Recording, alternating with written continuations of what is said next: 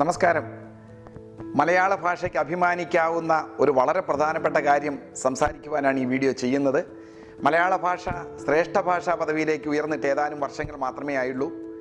രാജ്യത്തെ ഏത് ഭാഷയോടും കിടപിടിക്കുന്ന ഉജ്ജ്വലമായ ഗ്രന്ഥങ്ങളാലും അപൂർവങ്ങളും അമൂല്യങ്ങളുമായ ഗ്രന്ഥസമ്പത്ത് കൊണ്ടും മലയാള ഭാഷ സമ്പുഷ്ടമാണ്.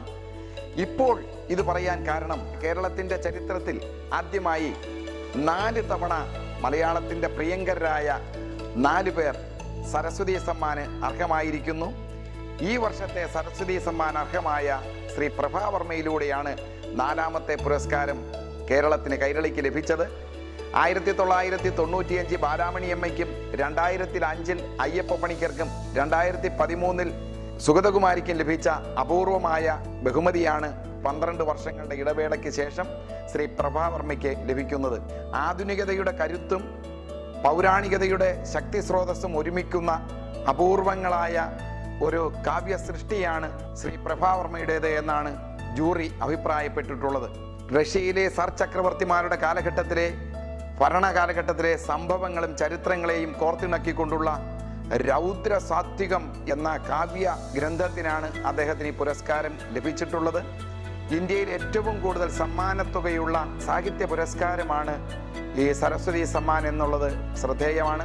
15 ലക്ഷം രൂപയാണ് ഇതിൻ്റെ സമ്മാനത്തുക തന്നെ.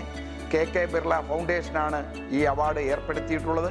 കൈരളിയെ സംബന്ധിച്ച്, മലയാളത്തെ സംബന്ധിച്ച്, നമ്മുടെ മാതൃഭാഷയെ സംബന്ധിച്ച് ഏറ്റവും അഭിമാനിക്കാവുന്ന ഒരു കാര്യമാണ് ഇത്രയും ഉജ്ജ്വലമായ ഒരു പുരസ്കാരം.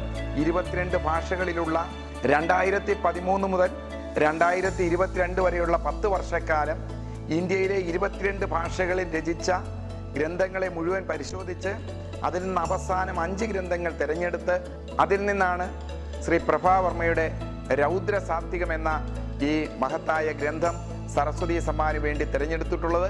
പ്രഭാവർമ്മയ്ക്ക് മാനവീയം എല്ലാ തരത്തിലുള്ള ആശംസകളും അനുമോദനങ്ങളും അർപ്പിക്കുന്നു.